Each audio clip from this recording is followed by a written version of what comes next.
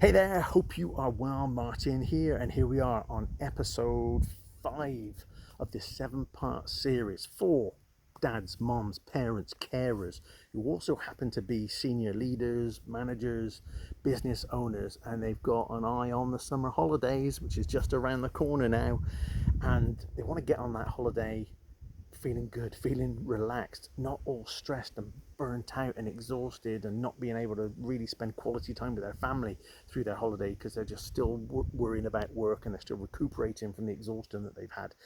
We're trying to get you in a better place. So up to now, we've got a clear vision of what it's like to step off that plane, step off that train, step out of the car, first step on holiday, embodied that. We've gone deep into why that's so important that you feel like that. We have then shifted our mindset about work. We're not there to do everything and anything. We're there to make the biggest difference. That makes total and utter sense. We then looked at our workload and we started asking better questions because we're leaders, not managers. We start asking questions like why it's required, why we're doing it, what the consequences of it not getting done either at all, by the deadline, by a false deadline, by the time we go on holiday. And indeed, when we whittle in these things down, we then go, what's going to make the biggest difference to the objectives, the aims that I have, that I'm accountable for, that I'm responsible for. So I hope you've done that over this last week and you've got massive benefit from that. You start challenging these things, all of a sudden, that 97 things where you're trying to do everything, and that's why we were feeling so overwhelmed, and why some people talk about the holidays, but they're either just trying to escape the day-to-day because they're just so out of control, or they're not really looking forward to the holiday because they've got so much to do and they don't know how the heck they're going to get it done. Last week really started whittling it down, and when you put that together with the other things that we've been talking about, you're in a really good place. You're in a really powerful place. And I promised that today we would talk about time, so that's what we're going to do. And let's try and keep this one timely, hey? So if you've got any questions, queries about this, about what we've covered so far, then please drop them below or send me a message.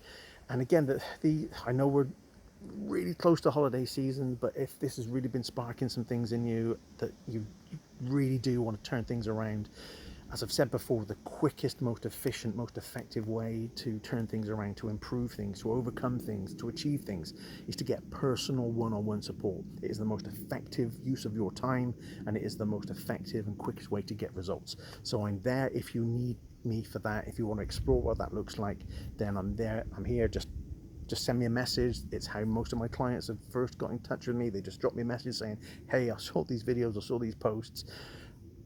You're right, I need to change this up. I mean, it's been going on for too long. I'd love to explore what's possible. So I don't make it any more difficult than that. So with that said, what can we talk about today? Time, right? So if we've now narrowed down what it is that we're working on, which is great, right? That's a great feeling in itself. Tell me if that's great. That's a great feeling. I've gone from 97 things to a handful of things that I know that I'm working on a day-to-day basis. Really gives you that focus. It makes you feel more confident and in control. So what we've got to make sure, it's okay having that, we've got to make sure that we're then focusing our time to get those things done. Because if we don't, we might have narrowed it down, but we won't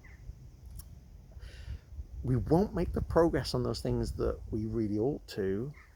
And some of that is about how we go about it, and some of that is about the distractions and the interruptions that we get.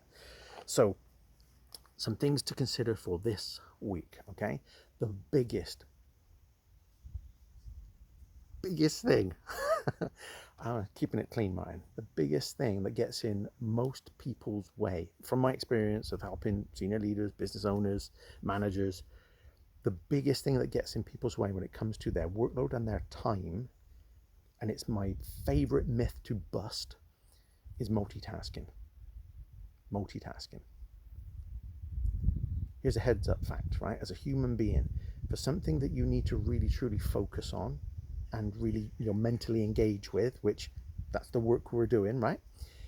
In order for that kind of activity, you can only focus on one thing. I'm not talking about being able to do this, right? Oh, look at me doing 2 things at once. It ain't about that. I'm talking about the stuff that mentally is challenging, that you've really got to really got to focus, you can only do one thing at a time. We are kidding ourselves when we say, oh, we're great multitaskers. You're not. You're just flitting between things. And here's the reality. I'm not going to go into loads of detail on this. I could do a whole class on this. I have done whole classes on this. When you flit between things, you lose time. When you go from this piece of work over to this, there's this transition time where you get out of this mode and into this, and then you're understanding this new piece of work, and then you do that. And then you might flip back, or you might even go on to something else, and then you come out of that, and then you try to understand that thing, and then you get these in-between times, they all add up. Now you might think, oh, it's just seconds, Martin. These things all add up. And all the scientific studies, it takes you 2 to 3, if not longer, or more times to get it done. It takes you significantly more time to get anything done when you are flitting between things on a regular basis. It's like having 10 tabs open on your computer, and you're just like, but you're not really focusing on any one, and you're more likely to make mistakes as well as it taking you longer. Focus. Quit the multitasking and focus on one thing. You now know you've narrowed things down. That thing that needs to make the biggest difference. Cool. Block out your calendar and focus on it. Now, I'm not saying focus on it for 6 hours, because that's probably not conducive. It depends what it is. Focus on it for an hour or 2 hours. But here's what also happens. So beyond the multitasking is the interruptions. You're at your desk, especially if you're in the office nowadays. You're in the office, and then, oh, can you just have a look at this? Or can I just ask you a question? Or the phone rings, or the email comes in, and distractions and interruptions are a nightmare in an office environment. I found that so many times. So let me give you some tips. If you've got something that you really, really need to focus on, go and haul yourself away somewhere. If it's in the office, you can go and book out a meeting room and just stay in there for an hour or two, and just let everybody know you manage expectations. Look, I've got this really important thing. I need to focus on this, need to get this done. I'm uncontactable for this time. And you can be in the office, or indeed you might be working at home, and you without the distractions of the office. Your environment is really important. Now, that's not to say you're not there to help people, especially people we've got teams, and we've got people working with us.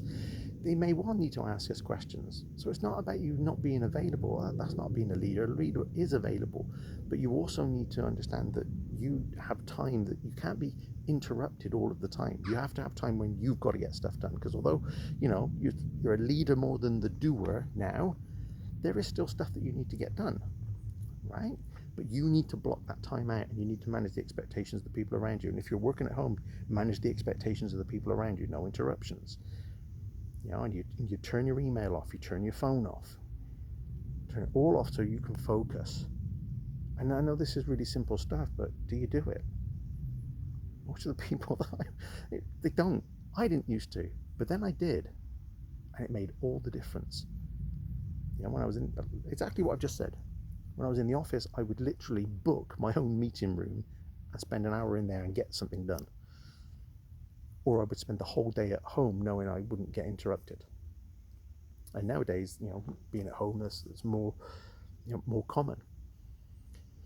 So we need to make sure that we're not getting distracted, which is why we, not all the tabs, just the piece of work that you're working on, not the phone, not the emails, all this kind of the messaging. Shut all that down. Get yourself in an environment where you can just focus without the interruptions. Manage the expectations so that they know when you are going to be available, and then take it from there. This is really simple, but it tends not to be very easy. But I think we overcomplicate it, because it is easy to book a meeting room. It is easy to shut the door and focus. It is easy to turn the email off, to shut down the tabs. It is easy to turn the notifications off. It is easy to turn off our mobile phone, or put it in another room, or put it on silent. It is easy to do those things, and those are the sorts of things that help you with your time. get things done.